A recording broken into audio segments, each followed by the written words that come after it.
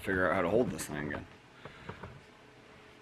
Hey, welcome back to the shop. I'm Chris. I have a big shadow on my face because the lighting's not great in here. But we are getting back on my 2013 Ford F-150. I'm doing another oil change update and oil testing. So let's get to changing the oil. I also have, if you haven't been following along, I'll update you. I had an oil leak on this. I thought it was the vacuum pump. Was not the vacuum pump.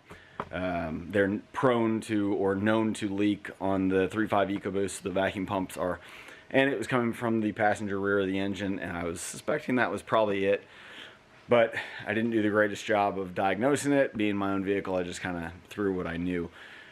It wasn't a vacuum pump. Ended up being that passenger valve cover. I pulled the valve cover off, replaced the gasket, and in the process, I was replacing the coil.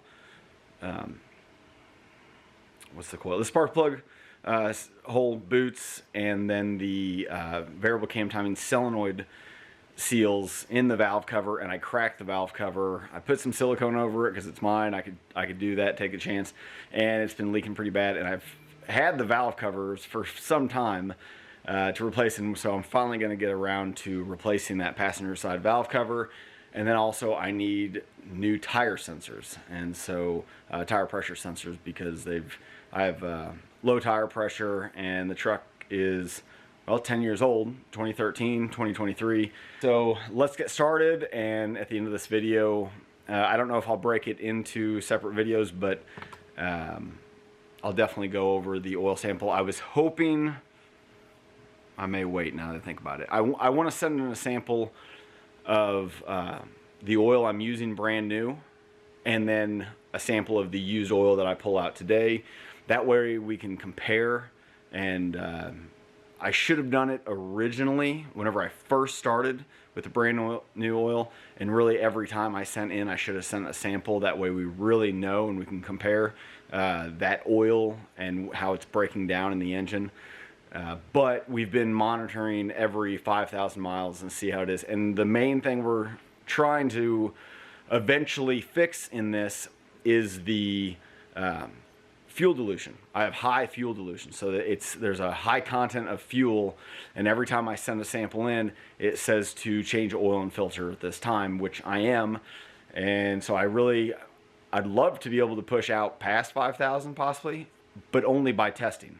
If I say do an oil change and I've changed it 5,000 miles and they say I could have gone another 1,000 or 2,000, well, that next oil change I'll probably go 1,000, change it, test it, and then just basically progress. I don't want to push to 10,000. I just don't believe that oil filters can filter that long. That's just my opinion. But we'll definitely know by testing, and I'd love to keep doing a long-term test. But let's get started.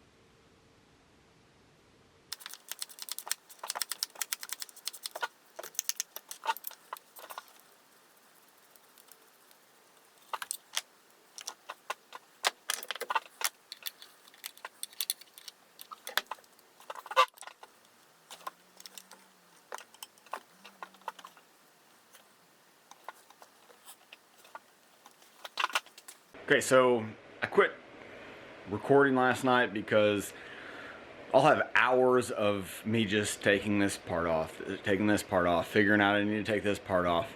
And I know it helps a lot of people, but it makes the videos, to me, extremely boring. I know it can be helpful to a lot of people, but if you're diving into a project like this and you have any mechanical knowledge that, hey, that part is overlaying this part, I need to take it off. Well, that's what I run into.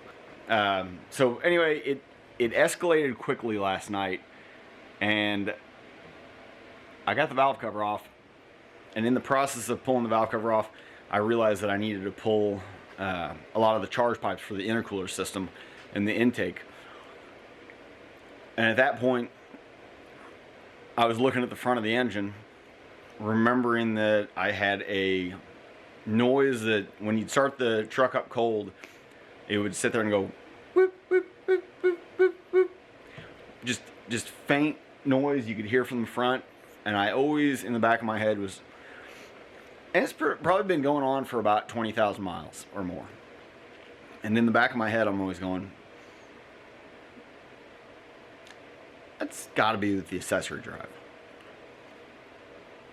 And hopefully, just the sound of it. I've sat or I've been over the engine while it's running. It sounds like it's coming from the front of the engine. So I decided, well, I'm here. I'm gonna do water pump, all associated or related O-rings, thermostat, and what else? Belt tensioner. So I'm gonna replace that at the same time. I've already got the valve cover on the driver's side done, nice and new. I still need to finish putting the coils back in and everything to get done with that side, and then I'll move to the passenger side. But I'm gonna get the water pump and everything on there as well. You can see down here, that's the void that the water pump covers. I need to pull that tensioner off real quick. This tube here goes from the back of the engine to the front, and it pushes into the thermostat housing. I want to make sure I replace the O-rings there. I can't get that all the way out, but I can get that far enough forward I can replace the O-rings. And now that we've got the oil change done and the valve covers and the water pump and everything done, let's go over the oil analysis. First, actually, before we get into that, the noise that I was hearing in the front of the engine that I was suspecting was water pump or belt related, that noise is gone. So I probably should have diagnosed it to help somebody out, and I wish I could have caught it on camera. But I suspect it was the water pump, just from the sound of it.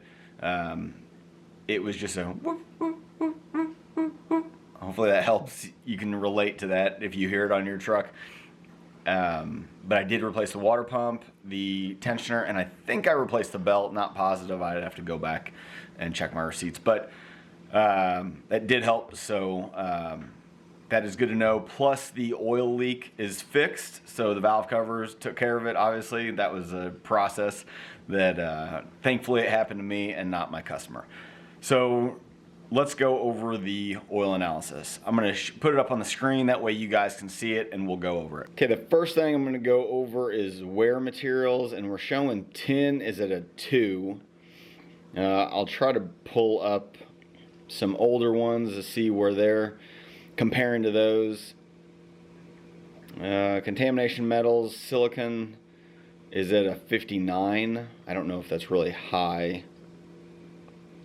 Oh, never mind. Wait a second. Okay.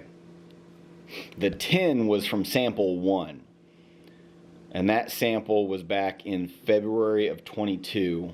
This, I completely forgot about it. The sample shows all of my testing.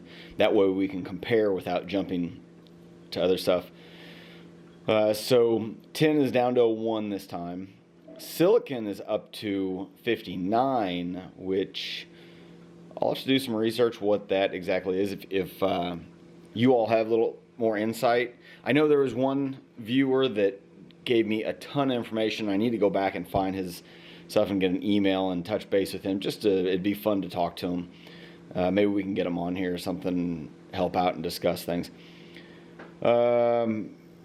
Multi-source metals, parts per million. Boron has slowly gone.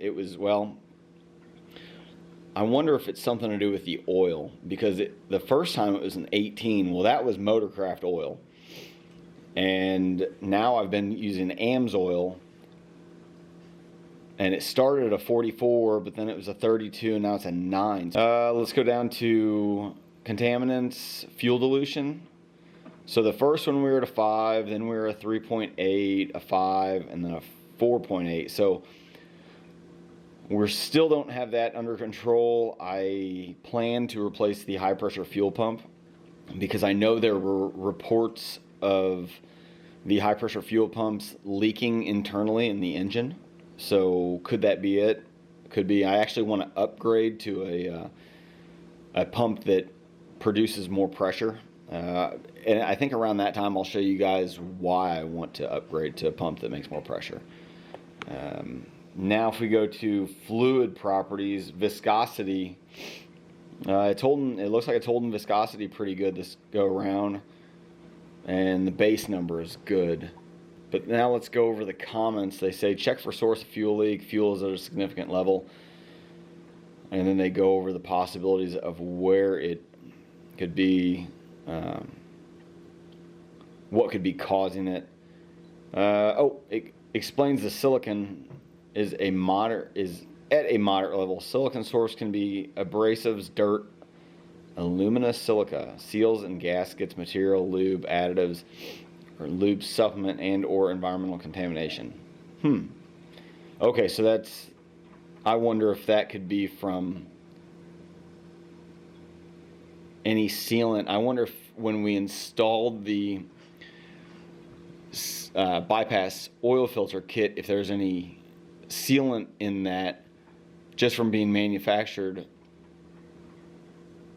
that got into the system, and that's why we're seeing the levels peak when we put it on and tested, and then now it's slowly coming down. That's just a guess. I'm not positive. Fuel dilution, film strength. Yeah, that's about it. So I mean, we're seeing the same thing, and nothing's really changed so far. I did run this oil change. I'll put it up on the screen. The Amsoil I use, it was actually their, I think it's referred to as their signature line of oil. It's their best oil, they say.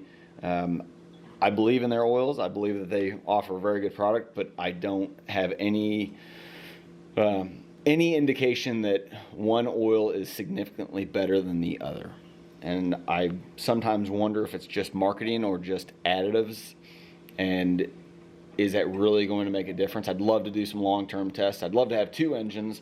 One I run a base oil in, and one I run, say, a signature oil in, and we just do a torture test. Not of, intentionally try to break these things, like not doing an oil change, but I'd love to do a long-term test. But who knows? Maybe if we get enough subscribers and everything, I have enough income that we could get maybe two lawnmower engines or something set side by side. That would be pretty fun. I would enjoy doing that. I think for next oil change, my plan is to get a new high pressure pump. I'm going to check around, and there's a couple different companies that offer them for this truck. If there's any that you all are interested in running on yours, and you basically want to give your input as to why I should run one or the other, leave me a comment and let me know what you're interested in. Give me a reason if you think I should go with one over the other. I'm probably going to reach out to some of the companies to see if they are interested in me doing a comparison from stock to their pump. And yeah, I'm interested in doing something like that. Anyway, I appreciate everybody for watching.